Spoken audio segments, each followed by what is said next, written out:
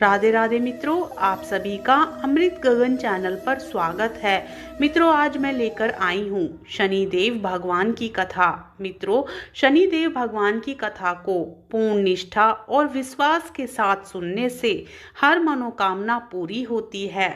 मित्रों, हर व्यक्ति के जीवन में शनिदेव की अहम भूमिका होती है। अगर कुंडली में शनि सबसे अच्छी स्थिति में हो तो यह व्यक्ति को बहुत ही कम समय में बड़ी सफलता देता है। इसलिए हर संभव प्रयास करके शनि को प्रसन्न करना चाहिए। एक बार नवग्रहों में बहस हो गई कि नवग्रहों में सबसे उत्तम कौन है। इस बात के निष्कर्ष पर पहुंचने के लिए सभी देवता देवराज इंद्र के पास पहुंच गए। उन्होंने कहा, हे देवराज, अब आप ही निर्णय कर सकते हैं कि हम सब में सबसे बड़ा कौन है।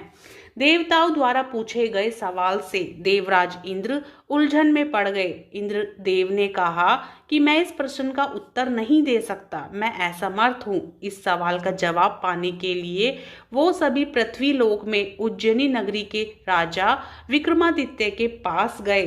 राजा विक्रमादित्य के महल में पहुंचकर सभी देवताओं ने प्रसन्न किया। इस पर राजा विक्रमादित्य भी असमंजस में पड़ गए। वो सोच रहे थे कि सभी के पास अपनी अपनी शक्तियां हैं जिसके चलते वो महान हैं। अगर किसी को छोटा या बड़ा कहा गया तो उन्हें क्रोध के कारण काफी हानि हो सकती है। इसी बीच राजा को एक तरीका सूझा।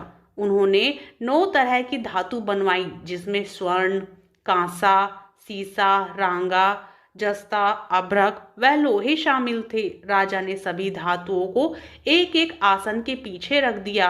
इसके बाद उन्होंने सभी देवताओं को सिंहासन पर बैठने के लिए कहा। धातुओं के गुणों के अनुसार सभी आसनों को एक दूसरे के पीछे रखवाकर उन्होंने देवताओं को अपने अपने सिंहासन पर बैठने को कहा। जब सभी देवताओं ने अपना अपना आसन ग्रहण कर लिया तब राजा विक्रमादित्य ने कहा, इस बात का निर्णय हो चुका है, जो सबसे पहले सिंहासन पर बैठा है वही बड़ा है। यह देखकर शनि देवता बहुत नाराज हुए। उन्होंने कहा, राजा विक्रमादित्य, यह मेरा अपमान है। तुमने मुझे सबसे पीछे बैठाया है। मैं तुम्हारा विनाश कर दूंगा। तुम मेरी शक्तियों को नहीं जानते हो।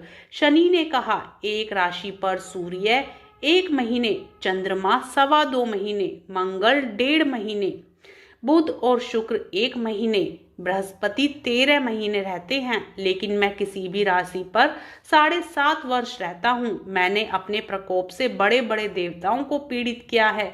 मेरे ही प्रकोप के कारण श्री राम को वन में जाकर रहना पड़ा था, क्योंकि उन पर 7.5 थी। रावण की मृत्यु भी इसी कारण हुई। अब तू मेरे प्रकोप से नहीं बच सकता। शनिदेव ने बेहद क्रोध में वहां से विदाई ली। वहीं बाकी के देवता खुशी खुशी वहां से चले गए। इसके बाद सब कुछ सामान्य ही चलता रहा। राजा विक्रमादित्य पहले की तरह ही न्याय करते रहे।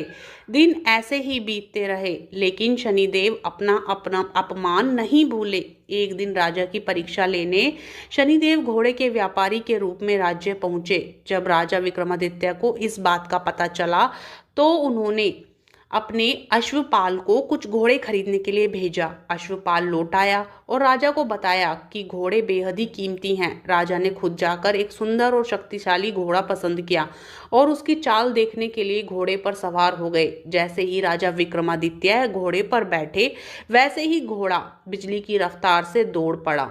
घोड़ा राजा को एक जंगल में ले गया और वहां जाकर राजा को नीचे गिरा दिया और फिर वहीं कहीं गायब हो गया। राज्य का रास्ता ढूंढने के लिए राजा जंगल में भटकने लगा, लेकिन उसे कोई रास्ता नहीं मिला। कुछ समय बाद उसे एक चरवाहा मिला। भूख प्यास से परेशान उस राजा ने चरवाहे से पानी मांगा। चरवाहे ने उसे पानी दिया और राजा ने उसे अपनी एक अंगूठी दे दी।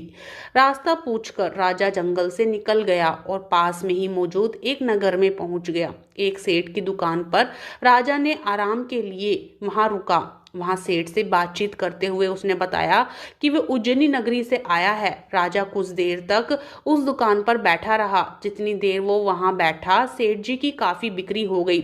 सेठ ने राजा को बहुत भाग्यवान समझा। सेठ ने राजा को अपने घर खाने पर आमंत्रित किया।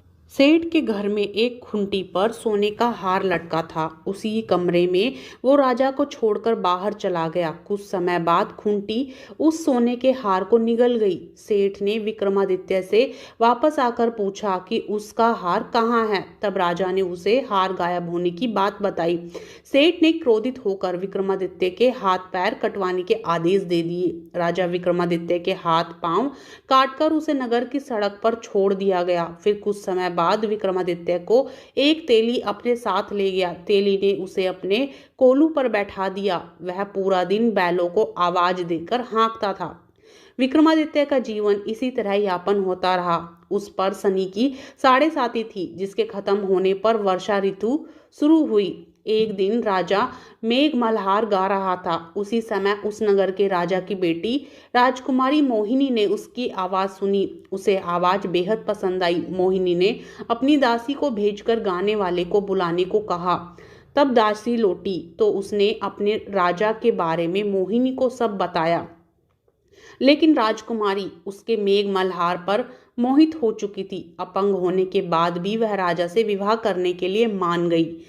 जब मोहिनी के माता पिता को इस बात का पता चला तो वे हैरान रह गए। रानी ने अपनी बेटी को समझाते हुए कहा कि तेरे भाग्य में किसी राजा की रानी का सुख है।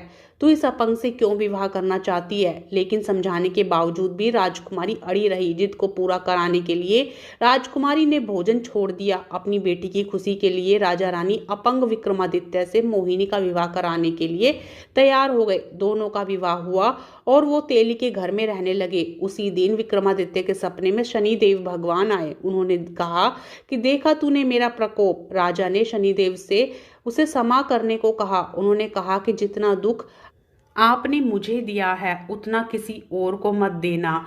इस पर शनिदेव ने कहा, राजा मैं तुम्हारी प्रार्थना स्वीकार करता हूँ। जो कोई व्यक्ति मुझे पूजेगा, व्रत करेगा और मेरी कथा सुनेगा, उस पर मेरी कृपा दृष्टि सदैव बनी रहेगी। सुबह जब राजा विक्रमादित्य की नींद खुली तो उसने देखा कि उसके हाथ पांव वापस आ गए। उन्होंने मन ही मन में शनिदेव को नमन किया। राजकुमारी भी विक्रमादित्य के हाथ पैर देखकर हैरान रह गई। तब राजा ने शनिदेव के प्रकोप की कथा सुनाई। जब सेठ को यह बात पता चली तो वे तेली के घर पहुंचा। उसने राजा विक्रमादित्य से उनके पैरों में गिरकर माफी मांगी। राजा ने सेठ को माफ कर दिया। सेठ ने राजा से उसके घर जाकर भोजन करने के लिए कहा। भोजन करते हुए अचानक से ही खूंटी ने हार उगल दिया। सेठ जी ने अपनी बेटी का विवाह भी राजा के साथ कर दिया। उन्होंने उसे स्वर्ण आभूषण, धन आदि देकर राजा के साथ विदा कर दिया। राजा विक्रमादित्य अपनी दोनों पत्नियों यानी राजकुमारी मोहिनी और सेठ की बेटी के साथ अपने राज्य उज्जैनी पहुंचे। सभी ने उनका स्वागत किया। इसके बाद राजा विक्रमादित्य ने पूरे राज्य में घोषणा करते हुए कहा कि आज से शनिदेव सब देवों में सर्वश्रेष्ठ माने जाएंगे। साथ ही शनिदेव का व्रत करें और व्रत कथा जरूर सुने। यह देखकर शनिदेव बहुत खुश हुए। व्रत करने और व्रत कथा सुनने से शनिदेव की कृपा रहने लगी और लोग आनंद पूर्वक रहने लगे। बोलिए शनिदेव भगवान की जय। मित्रों, यदि कथा पसंद आए तो वीडियो को लाइक करें और चैनल को सब्सक्राइब करें।